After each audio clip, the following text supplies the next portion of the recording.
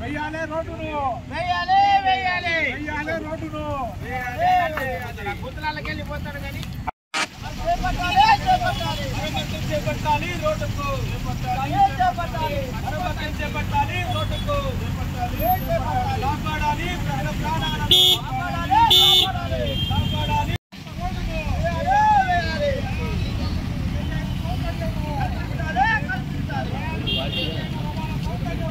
CPM మండల committee ఆధ్వర్యంలో బెల్లంపల్లి పట్టణంలో పర్యటన చేయడం అనేది జరిగింది.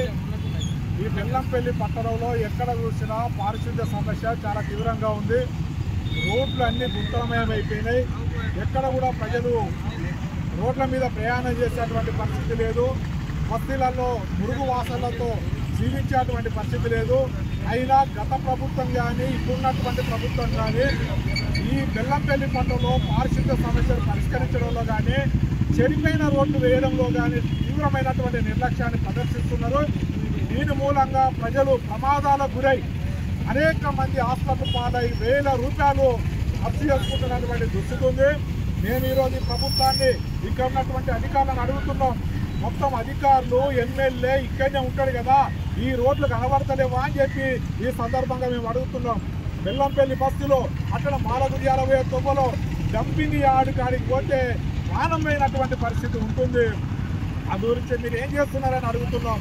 తక్షణమే ఈ సమస్యలు పరిష్కరించకపోతే, ఈ మురుగు వాసన సమస్యలు పరిష్కరించకపోతే, చెడిపోయిన రోడ్లు కనుక వేయకపోతే ఈరోజు శాంతియుతంగా చేస్తున్నటువంటి ఈ రాష్ట్రంలో ఒక 2-3 రోజులలో పెద్ద ఎత్తున పోరాటంగా మలుస్తామని చెప్పి ఈ సందర్భంగా అధికారులకు ఈ నియోజకవర్గ ఎమ్మెల్యేలకు మేము సందర్భంగా తెలియజేస్తున్నాం.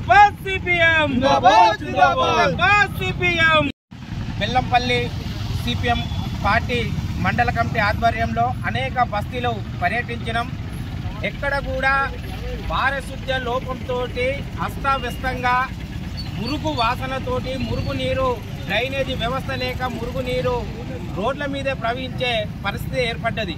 మనం ఈరోజు ఇక్కడ మన గాంధీ చౌరస్తా నుంచి కాల్టెక్స్కి పోయే తోవర్ రోడ్డు మెయిన్ రోడ్ చూసినట్టయితే అనేక గుంతలమయంగా ఏర్పడి ప్రయాణికుల ప్రాణాలను హరించే విధంగా ఉంది. అధికారులు మొద్దు నిద్రలో ఉన్నారా, లేకపోతే వాళ్ళకు కనబడట్లేదా, లేకపోతే ఏసీ కార్లలో పోతుంటే రోడ్లన్నీ సక్కంగా ఉన్నాయని సిపిఎంగా మేము ప్రశ్నిస్తున్నాం. త్వరలోనే ఇవన్నీ రోడ్లు కానీ మరమ్మతులు చేయకపోతే పెద్ద ఎత్తున కార్యక్రమాలు తీసుకుంటామని ఈ సందర్భంగా హెచ్చరిస్తున్నాం. అదేవిధంగా ఇప్పుడిప్పుడే మన జిఎం ఆఫీసు నుంచి అయితే గురిజాల రోడ్డు దానికి విద్యా సంస్థలకు పెట్టిన పేరుగాంచింది. అనేక రెసిడెన్షియల్ స్కూల్ కానీ కాలేజ్ కానీ ఆ పక్కన ఉన్నాయి. కానీ మున్సిపల్ వాళ్ళు డంపింగ్ యార్డ్కు స్థలం ఏడా దొరకనట్టు ఆ విద్యా సంస్థలోనే అక్కడ వెళ్ళి అనేక దుర్గంధాలకు నిలువుగా మారింది. రానున్న రోజుల్లో అక్కడున్న విద్యా సంస్థలు కూడా వేరే జాగాలు తరలిపోవడానికి ఉంది. వెంటనే ఆ యొక్క ఏదైతే డంపింగ్ యార్డ్ని అక్కడి నుంచి తీసేసి వేరే జాగాలో షిఫ్ట్ చేయకపోతే రానున్న రోజులు అక్కడున్న హాస్టల్స్ కానివ్వండి, లేకపోతే విద్యార్థులు రోగాల బారిన పడి ఇంటికి పోయి ఇక మేము మా పిల్లల్ని చదువులేకపోయినా పర్లేదు కానీ ప్రాణాలతోటి ఉంటే మంచిదనే పరిస్థితికి మున్సిపల్ అధికారులు తీసుకొస్తున్నారు. కాబట్టి అక్కడి నుంచి డంపింగ్ యార్డ్ని తీసేసి వెంటనే అక్కడున్న ఆ దుర్గంధాన్ని బ్లీచింగ్ పౌడర్ కానీ వేరే విధంగా తీసేయాలని ఈ సందర్భంగా మున్సిపల్ కమిషనర్ గారిని హెచ్చరిస్తున్నాం.